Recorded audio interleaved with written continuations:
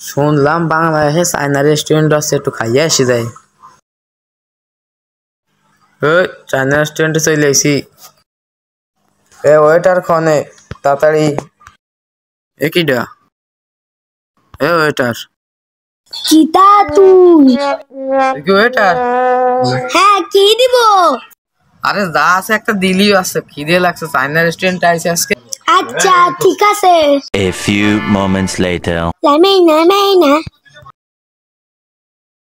আরে চাইনা খাবার কি যে স্বাদ হবে নে, আজকে তো কুপা মানে ধুমছে কো। ও ভাই, ও কি দেছো তুমি?